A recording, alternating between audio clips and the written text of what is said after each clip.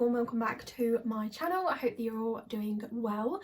I just want to say thank you to everybody that entered my giveaway. It was announced today, or it's about to be announced, I'm not sure, judging by the time that this video goes up, but it will be announced over on my Instagram page, which is this one.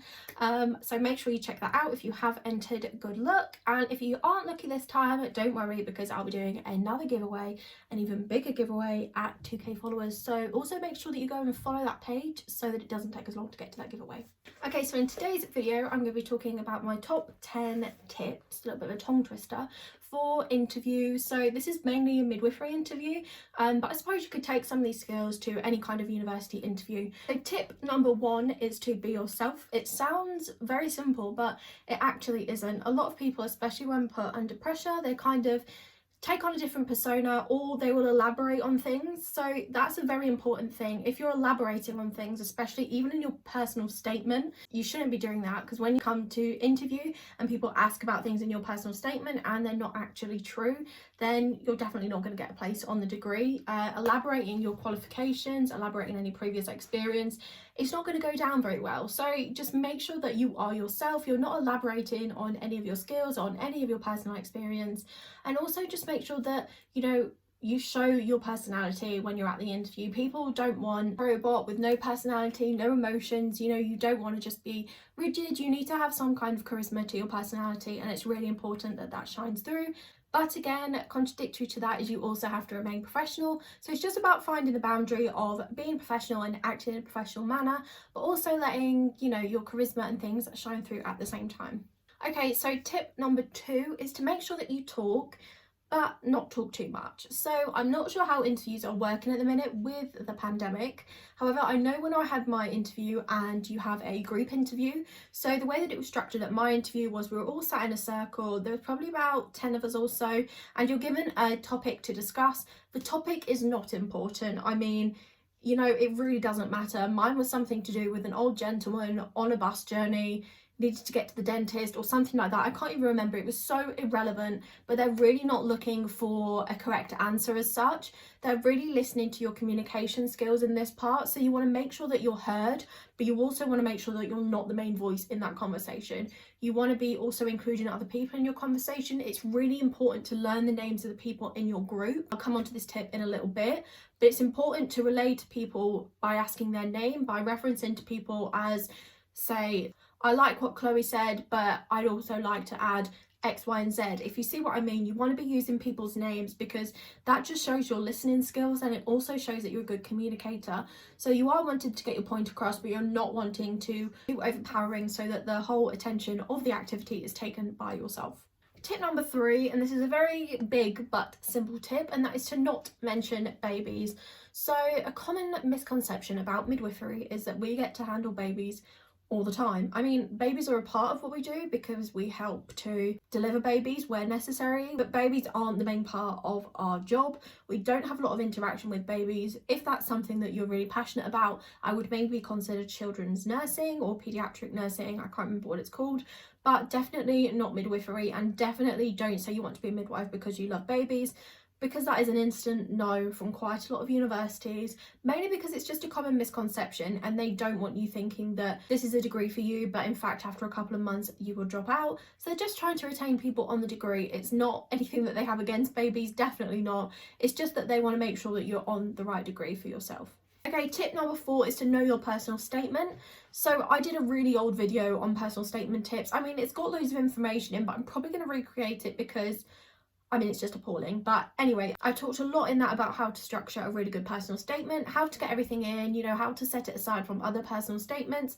But aside from any of that, and aside from how good your personal statement is, if you're invited to interview, you really need to know your personal statement like the back of your hand.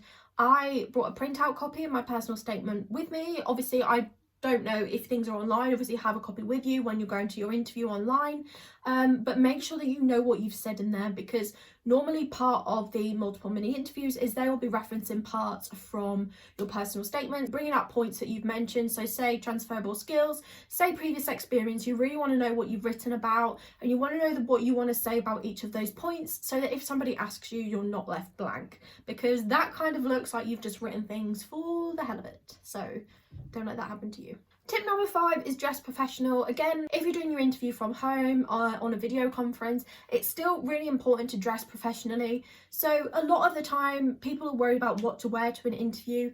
I mean, I don't really think it matters so much as you're not dressing provocatively or you're not dressing inappropriately, and it's quite hard to do so. So I think you can't really go wrong when you're dressing for an interview. A smart dress with tights or some nice dressy trousers with a nice top or a shirt. This is what I wore on my interview day. I mean, it's pretty basic, but what they're kind of looking for is that you look professional. So a lot of people recommend that you wear sensible shoes, you have your hair back. I mean, I didn't have my hair back, so I'm not really sure about that information, but they do look for you to look like a student midwife. So not have loads of earrings in, not have too extreme makeup, have your hair up and just dress professionally. But each interview is different and each university is different. More often than not, they will give you some advice on what to wear to your interview or how to present yourself. So I would definitely look at that and make sure that, you know, you're not wearing anything that's out of the guidelines. Tip number 6 is to do your research. So a very important part of doing your midwifery interview is to know what's going on in the midwifery world at the minute. So a massive one is a Better Birth document that came out in 2016. But it's kind of been implemented around now, and that focuses on continuity of carer. So have a look at that, have a look at what that means, and maybe even have a look at how that's running in your local area. I remember at my interview, I also referred to Saving Babies' Lives, which was another document. It's all about fetal and maternal well-being. So again, such an important document to know about. It's important to know about what's happening in the news. So big topics that are happening in the news at the minute. So of course, coronavirus is on there. I mean, Brexit, boring, but I know it's in the news. Also look if there's anything about maternity in the news. You want to just know what's going on. Another thing when I say do your research is learn the 6 C's. Okay, these are the 6 C's. Learn them, revise them, read them every night, say them out loud. You need to know them hands down. In my interview, they asked me what the 6 C's were.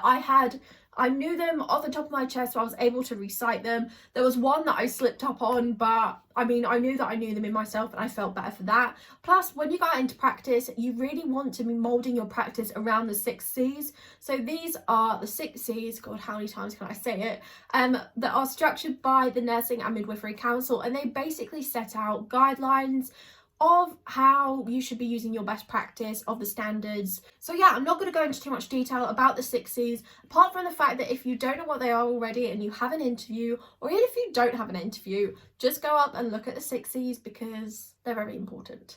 Finally, on the topic of research, I would research the university. So I would have a look at why you want to go to that university, because again, they will ask you why you want to go to that university, or I mean, they might not, but it's quite a common question to come up.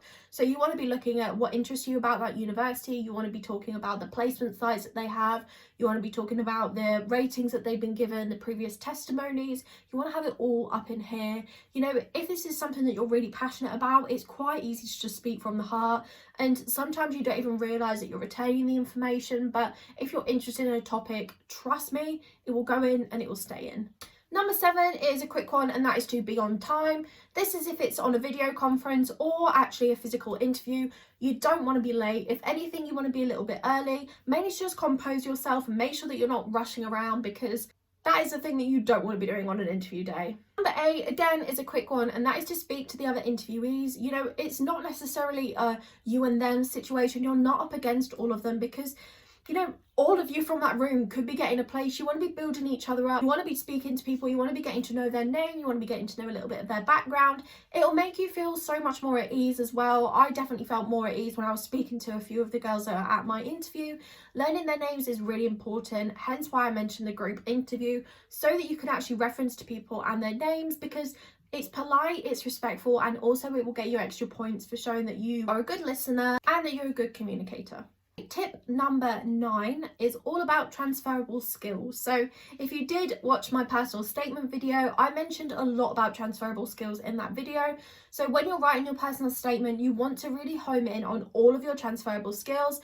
be it from any qualifications that you've done in the past, any previous experience. Honestly, universities love transferable skills because that's going to show them why you would make a good student, why you would make a good student midwife, and obviously why you would make a good midwife in the end. It's really important to know your transferable skills, know the ones that you wrote in your personal statement, and also have a little bit more information that you can give to the interviewer. So in your personal statement, you might have briefly touched on the fact that you have good time management. That's because you juggle full-time work with childcare and an online course that you've done previously. Just an example, that has given you a good time management skill, which is imperative in the midwifery role, as it can mean that you're making sure that you have care for all of the women around you and that it's safe, effective and clinically efficient. It's also handy because you need a lot of time management whilst being a student. You can mention the fact that being on placement whilst also doing university work and working on placement reflections, that requires time management so that you have everything on time and you have everything done to a high standard, and so it reduces your stress and anxiety because you're organised. So that was just a little example. Basically, you're wanting to have the skill, where you got it from, and how you're going to apply that into the student midwife role or in the maternity role in itself. So make sure that you're fully expanding on all of your transferable skills. I always said to myself when I was writing my personal statement or when I was at my interview, I would say, so what? So when you make a point, don't leave any grey areas. Make sure that you're fully explaining why you said that and you haven't just put it out there for no reason. And tip number 10, as hard as it can be, try and enjoy your interview day, because more often than not, they are a positive experience. I thoroughly enjoyed my interview day. Whilst of course I was anxious and it was a very stressful day, mainly because of the massive reasons behind it, but make sure that you do take time out and enjoy yourself. You know, you're also interviewing them in some aspects. You're making sure that's the university for you. So thinking like that can also make you feel more at ease. Just remember that you're more likely to perform better when you're relaxed, when you're de-stressed. So take a deep breath, take a minute to compose yourself. Honestly, the interviewers will not mind if you take a second out just to recollect your thoughts. I did that a couple of times when answering questions.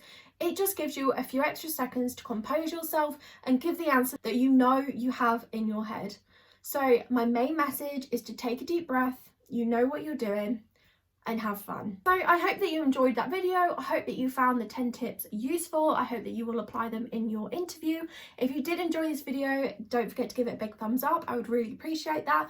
Also, let me know in the comments if you have an interview, if you've had your interview, or just say hey, leave it in the comments below. Also, don't forget to follow my Instagrams. I have my midwifery Instagram here, and I also have my personal Instagram here, so don't forget to give them both a follow. I'll be doing another giveaway on my midwifery page when I hit 2k, so the more of you following now, the quicker we'll get to that second giveaway. And also, if you haven't already, don't forget to click on that subscribe button and also click on the little bell next to it, which will notify you whenever I upload. So because I'm now well and truly into my university degree, I'll be back to single uploads for the time being. This might change when we go through holidays and annual leave, but I will let you know. So currently my upload days going forward will be every Sunday at 7 PM UK time. So I will see you in my next video, and take care. Bye guys!